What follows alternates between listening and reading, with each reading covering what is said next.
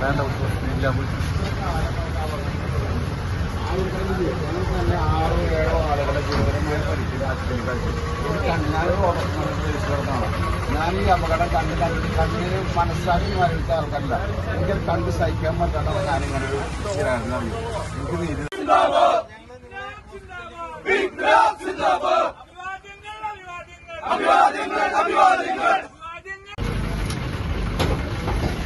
വാസി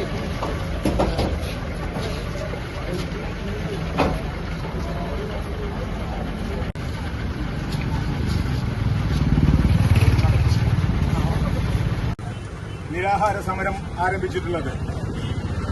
അദ്ദേഹം മുന്നോട്ട് വച്ചിട്ടുള്ള വിഷയം, പാർട്ടി അത് ഏറ്റെടുത്തിട്ടുള്ള വിഷയം, ഈ തൃശൂർ മുതൽ കുറ്റിപ്പുറം വരെയുള്ള സംസ്ഥാനത്തെ തന്നെ ഏറ്റവും കൂടുതൽ ആയിരക്കണക്കിന് വാഹനങ്ങൾ കടന്നുപോകുന്ന ഈ റോഡ് ഗതാഗത യോഗ്യമല്ലാതായിട്ട് മാസങ്ങളും വർഷങ്ങളുമായിട്ടും ഇതിന് ഉത്തരവാദിത്തപ്പെട്ട അധികൃതർ തിരിഞ്ഞു നോക്കുന്നില്ല എന്നൊരു ഘട്ടം വന്നപ്പോഴാണ് നിരവധി ആളുകളുടെ യാത്ര ചെയ്യുന്ന ആളുകളെ പരിക്ക് പറ്റുകയും അതുപോലെ തന്നെ മരണസമാനമായ ഗുരുതരമായ പരിക്കേറ്റുകൊണ്ട് നിരവധി ആളുകളാണ് ഈ റോഡിലൂടെ സഞ്ചരിച്ചത്. അവർ ദുരിതം അനുഭവിച്ചുകൊണ്ടിരിക്കുന്നത്.